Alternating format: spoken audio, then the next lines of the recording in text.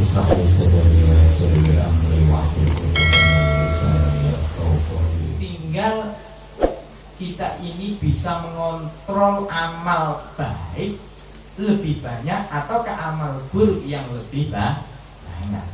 Yang bisa mengontrol dengan anugerah yang diberikan Allah kepada manusia, kepada kita, yaitu berupa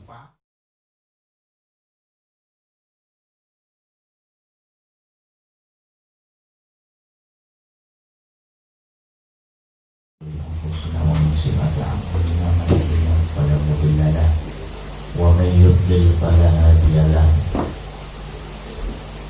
Rabbi ishrah li sadri wa yassir li amri wahlul 'uqdatam min lisani yafqahu qawli.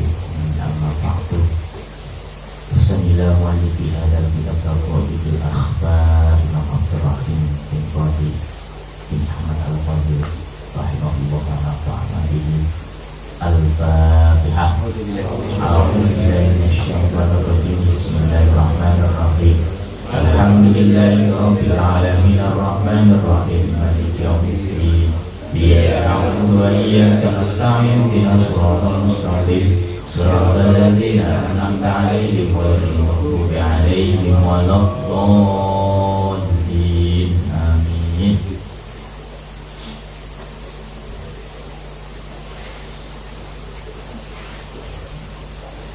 Bismillahirrahmanirrahim.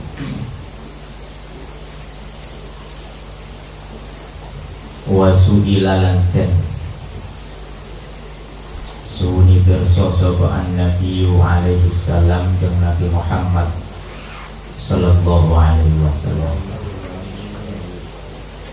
anil hisabi saking masalah hisab al-yasiri kang gampang. Faqala mongko ngendika sapa kanjeng Nabi Muhammad sallallahu alaihi wasallam, yang dulu ningali sapa ar-rajul wong lanang di kitab iki ing dalem buku catetane raja. Wa tajawazu lan liwat sapa rajul di lawan kitab anhu saking rod anhu saking hisab.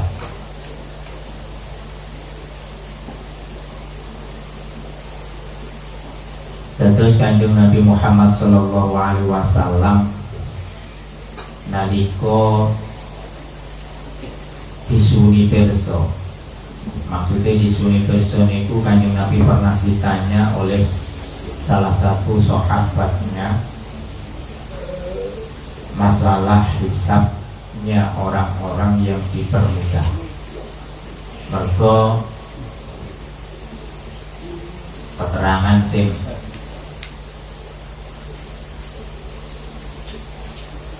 riyen niku jelasaken pilih manungsa benjang wonten yaumul hisab niku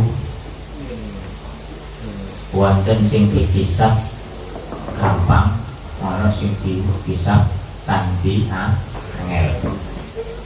Jadi manusia itu ketika amal perbuatannya ketika hidup di dunia di yaumil hisab itu dihitung, dipertanggungjawabkan.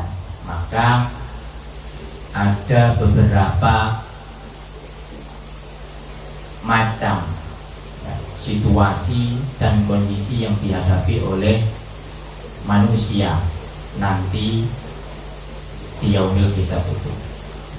Ada yang dihisab dengan mudah, jadi golongan orang-orang yang dihisab dengan mudah, jadi gak ribet. Cara dihisab ini kan dihitung dong. Yang dihitung nopo ngeluhi pulang jelasan. Yang dihitung niku amal api nopo mana?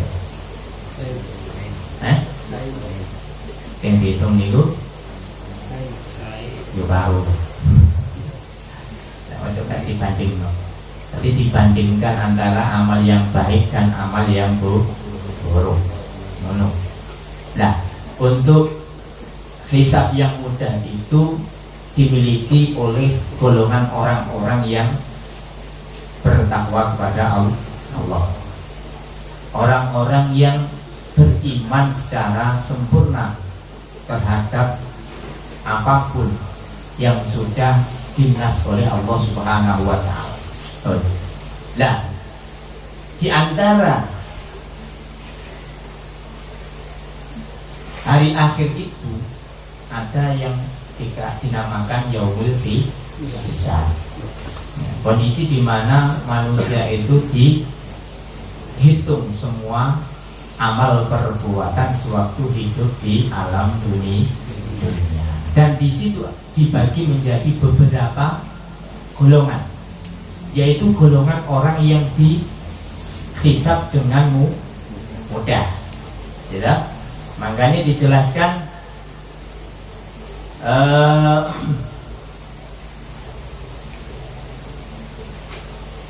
wa amma man utiya kitabahu biyaminihi fasawfa yuhasabu hisaban yasira. Al-ayat.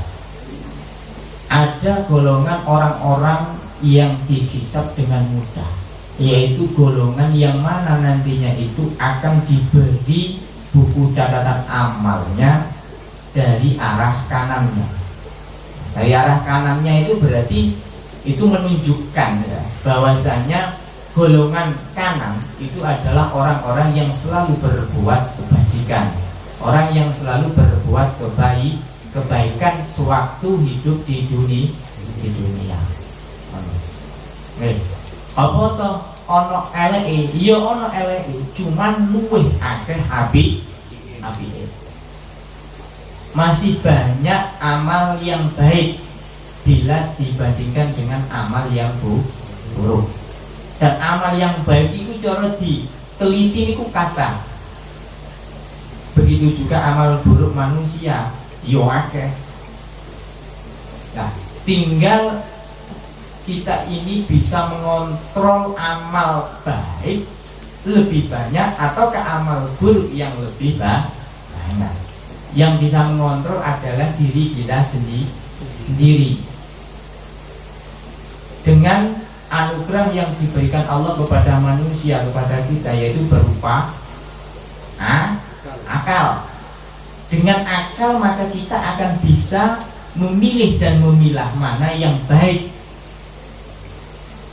di sisi Allah dan mana yang buruk di sisi Allah. Mergo baiknya manusia, baik menurut diri kita, itu belum tentu baik menurut Allah. Nah, mula kadang awake dhewe niku gampang kabujuk, seolah-olah sesuatu yang kita hadapi atau seolah-olah pilihan yang kita pilih itu lebih baik, padahal belum tentu menurut Allah itu baik. Biasanya menungso niku leh menurut awake dhewe tidak baik atau iso diarani kurang baik, elek lah, gak enak lah. Iku biasanya koyok-koyok menurut dirinya itu tidak baik, tapi menurut Allah itulah yang terbaik. Ya kan sering kalau jelaskan, terkadang situasi yang kita hadapi sekarang ya, itu kalau kita memang benar-benar tawakal ala Allah, menyerahkan sepenuhnya situasi dan kondisi yang kita hadapi kepada Allah, nanti situasi yang kita hadapi sekarang di pasar kabeh nang Gusti Allah, berarti memang sampean itu termasuk golongan yang benar-benar orang bertakwa di sisi Allah. Bisa jadi orang seperti itu dikatakan orang yang imannya sempurna. Dikai gak enak mung gawe dhewe. Ya. Tapi ketika kita bisa melewati ujian itu, musibah itu dengan keikhlasan, maka esok harinya, bahasanya setelah kita bisa melewati musibah itu, maka kita akan mendapatkan suatu kenikmatan. Cuman yo kadang le musibah enteng sih iso diliwati nggih. Kira-kira le kapan ngarepe iku mung juglangan ombone sak meter ya iso mentolo. Tapi le kapan juglangane iku 10 meter ya jelas kecemplung. Kan ngono to. Nah, mula kadang Gusti Allah itu memberi cobaan menurut kita itu terlalu besar. Padahal di balik cobaan yang besar menurut kita, Gusti Allah memberikan akal supaya kita ini bisa berusaha, berikhtiar bagaimana melewati cobaan sebesar itu.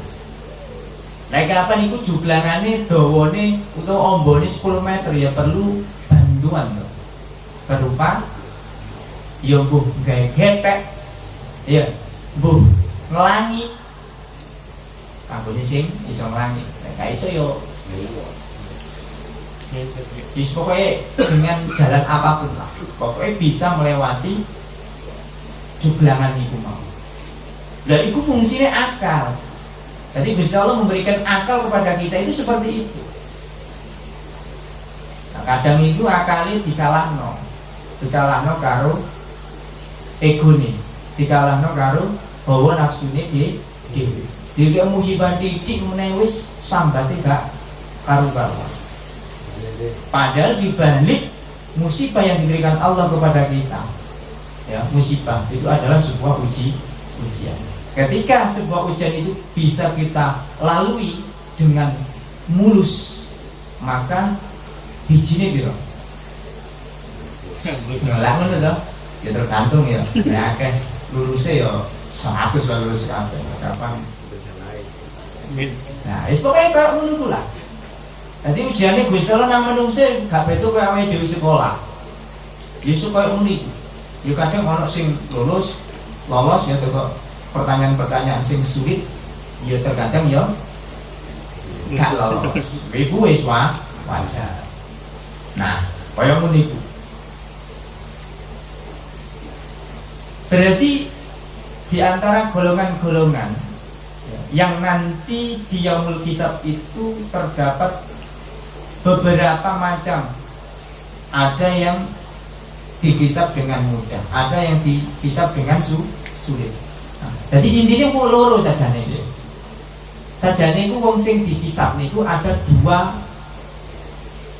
kategori, dua kondisi, dua situasi yang dihadapi oleh orang-orang yang nantinya di yaumul hisab itu akan dihadapi. Yang pertama, napa? Fasaufa yuhasabu hisaban yasira. Terus yang kedua, yang pertama itu mang ya. Yang kedua itu dihisab dengan cara yang sulit atau dihisab dengan cara yang berat. Kebalikan dari kebalikan dari mudah. Lek ono gampang ya mesti ono angel. Gak angel tuturane. Tapi lek iki ya gak apa-apa. Tapi lek tau terus angel iki ya apa? Bicarakan dia balik. Nah, mereka sebelumnya sudah kita jelaskan ya. Jadi ada 3 tingkatan yang akan dihadapi oleh orang-orang besok di hari kiamat pas waktu menghadapi yaumil hisab, yaitu tabaqatun yuhasabuna hisaban yasira, yaitu tingkatan orang-orang yang dihisab dengan mudah.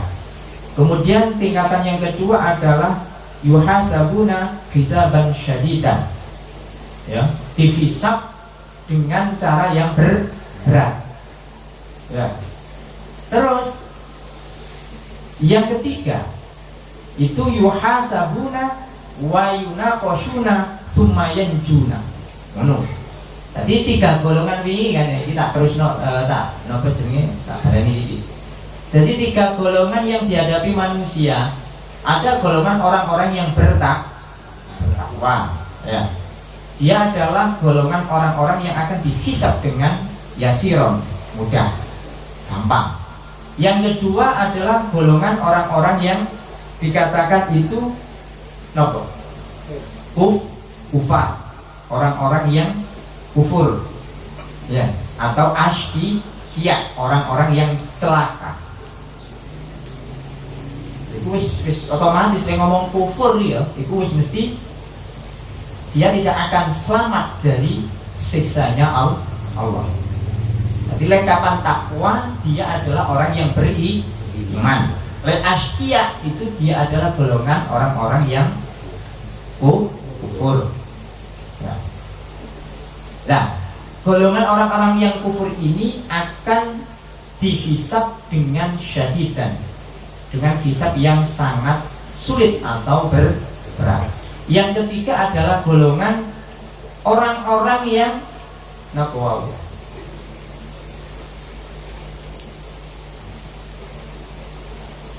amal buruknya, catatan yang ada di buku catatan amalnya itu ditindes. Ditindes itu apa?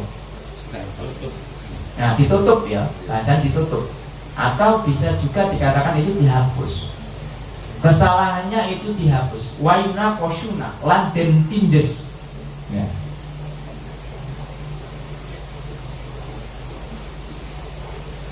Ketika sudah ditindes, ditindes itu bahasanya apa? Di kumang ya, ditumpuki gitu lah. Bahasa Indonesia ini apa ditumpuki? Ditinggi itu kali. Wayan juna. Kemudian karena catatan buruknya itu sudah tidak terlihat, ya bahasanya dihapus, ya. Maka dia tergolong orang yang selamat. Mereka catatan LE orang ono. Jadi dia golongan orang-orang yang selamat. Nah, siapa golongan yang ketiga ini? Golongan yang ketiga ini adalah orang-orang yang suka maksiat. Kusto, piro-piro wong sing duraka. Tapi durokone itu ya cek panggah dia mempunyai iman gitu loh. Makanya mula kan ada keterangan. Pokoknya di dalam hatinya itu masih ada keimanan kepada Allah Subhanahu wa taala. Meskipun orang tersebut tidak menjalankan syariat, ini ya apa ya. Tapi kan dia percaya toh.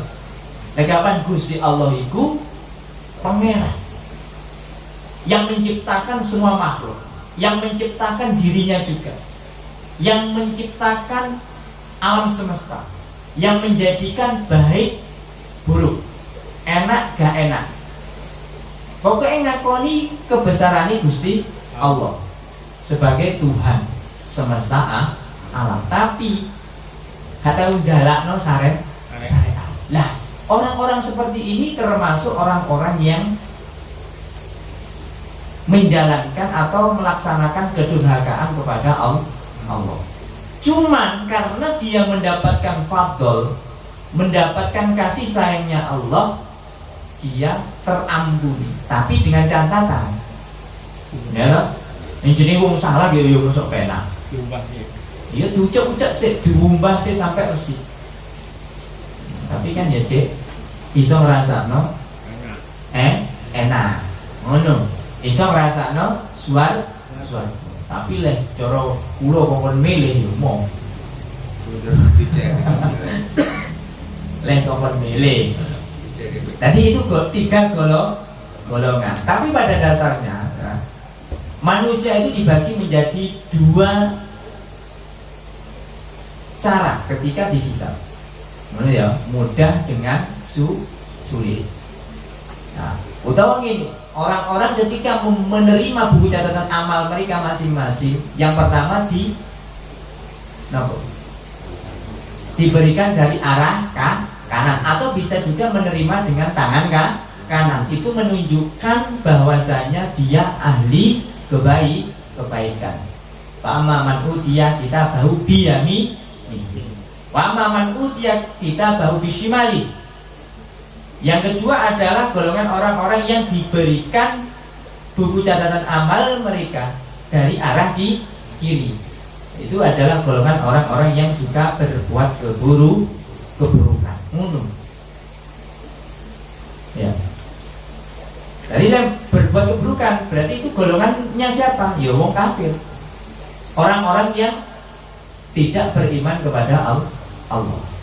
Nah, nang kene iki gandengane soalnya Fama man utiya kitabahu biyaminihi fasawfa yuhasabu hisaban yasira. Kan marulu disusul keterangan wa amma man utiya kitabahu bisimali. Ini tahu? Nah, di surat lain ada penjelasan atau ada keterangan wa amma man utiya kitabahu wara'a dhahri fasawfa yad'u subura wa yasla sa'ira. Nah, ini menunjukkan bahwasanya ini juga golongan orang-orang yang kiri. Orang-orang yang tidak iman kepada Allah, orang-orang yang tidak bertakwa kepada Allah. Mereka diberikan buku catatan amalnya ya, dari arah belakang punggungnya. Jadi cara paribasane oleh ngekno cara wong selesai kan dikekno kan dengan lewong apik ya. Tekok ngarep terus ditampani dengan tangan kanan. Nah ngono to. Wong bener kan ngono maksudnya. Nah, orang yang baik perilakunya, orang yang baik akhlaknya, orang yang ahli kebaikan, ketika menerima sesuatu pasti diterima dengan tangan kanan. Tapi ketika dia itu ahli keburukan, maka dia akan menerima dengan tangan kiri. Luwe-luwe itu kok mburi. Sing ngekekne iku lho koyo gak lilo. Saking wis moh ngajeni wong potongane kok ngono. Mereka ketika mereka itu di dunia suka memalingkan aturan-aturan Allah. Ngono lho maksudnya. Bahasane opo sik kok mburi? Ya mereka menungsane kudu menungsane sifate menungsa nalika ndek urip ndek donya. Ketika ada ajaran-ajaran yang menunjukkan kebenaran, maka dia berpaling. Nah, berpaling itu sebenarnya nyenggur loh. Membelakangi. Otomatis masih malaikat ketika nguwehno buku catatan amale ya teko mburi. Nah, nompone ya apa? Nopo ini jelas kan ya tangan kiri, gak mungkin tangan kanan, karena dia golongan yang tidak baik. Nah, ketika nampai dengan tangan kanan, lah ngene sih. Nah, ini ki langsung dipelontir karo malaikat. Nah, dipelontir. Nah, bahasanya jelas. Ya wis niku wau. Wa amma man utiya kitabahu wara'a dhahri fasawfa yad'u suburo waya selasairo, maka mereka akan merasakan rasa yang begitu gak enak teman. Bahasanya jadau sambat di bawah. Ya sambat di bawah lainnya. Ya sambat nih, ngersulo ya, sambat ngersulo. Nanti ketika dia merintih kesakitan itu dengan mengatakan ya da'udzubillah, sambat aduh kerusakan ya. Aduh kerusakan. Tapi kerusakan ini maksudnya awake dhewe iki akan mengalami apa? Kerusakan atau kehancuran. Wayasla lan bakal dijegurno sairon ing neraka sahir. Nah, wis alamat lah cara oleh nyekel tangan tengen wis otomatis alamat swarga. Ngene ta.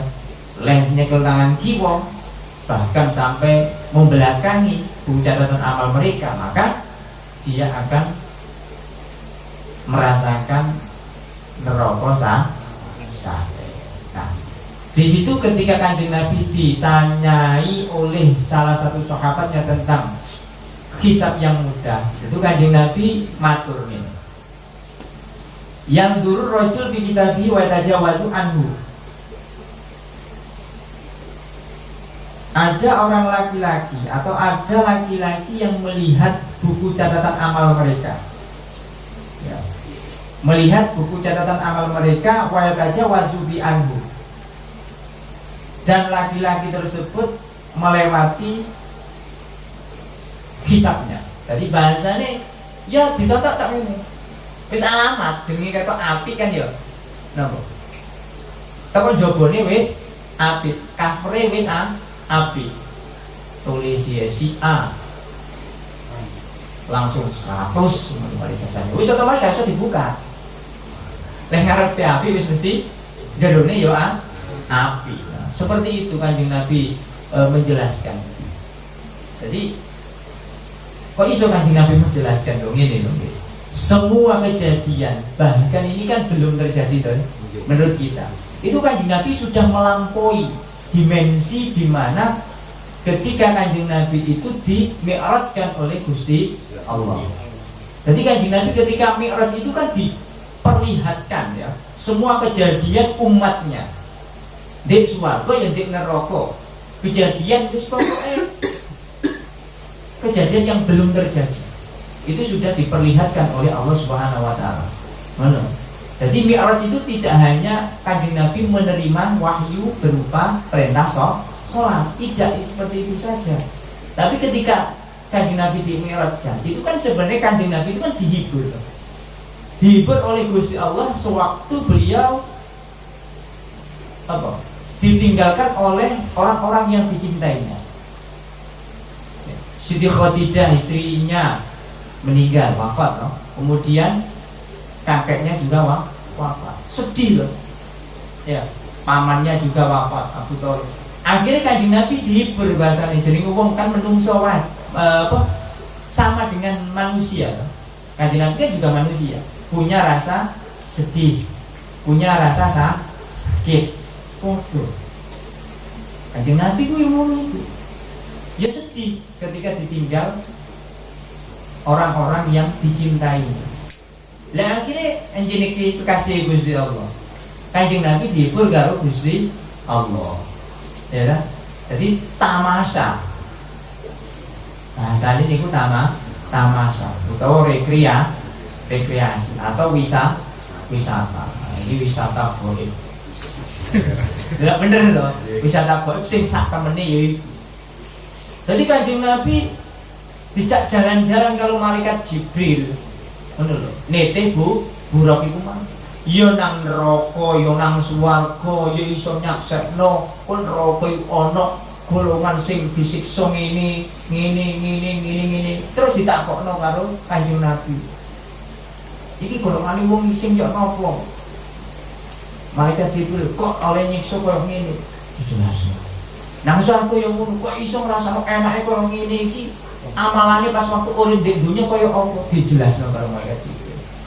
Bahkan sampai hari kiamat. Hal-hal seperti itu sudah diketahui oleh Kanjeng Nabi. Ngono.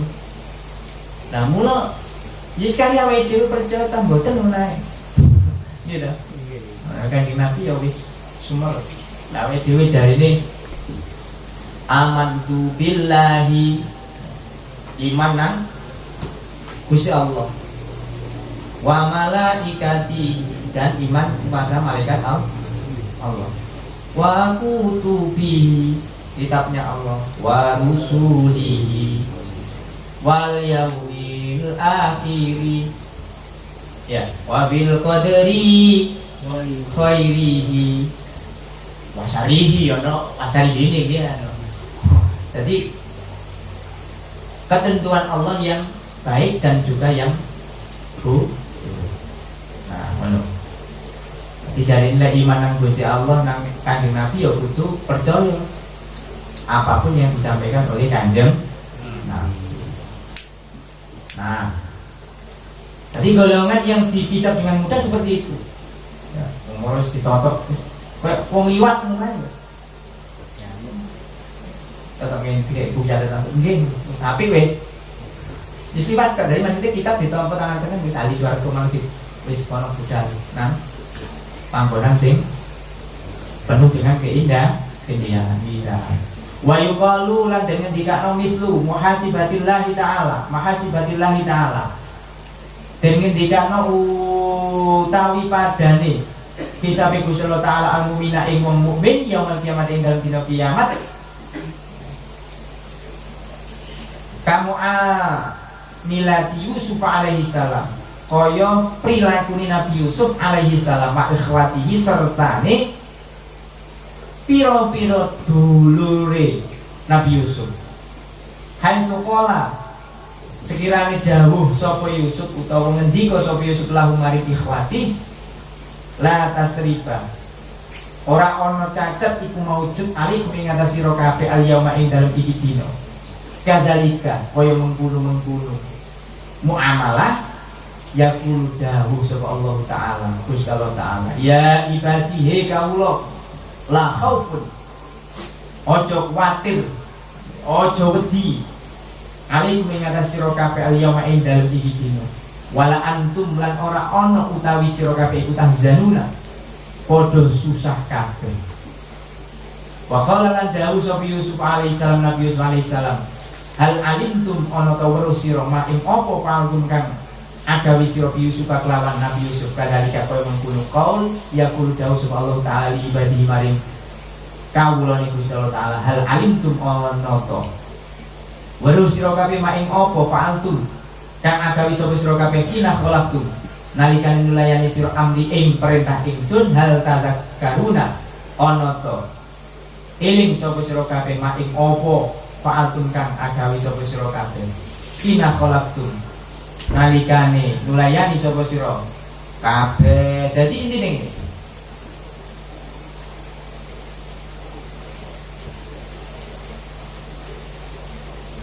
perumpamaan Gusti Allah menghisab orang-orang mukmin, orang-orang yang beriman. Soalnya mukmin orang-orang mukmin, orang-orang yang beriman besok di hari kiamat itu seperti kejadian Nabi Yusuf, seperti perilakunya Nabi Yusuf terhadap saudara-saudara. Al-Fatihah.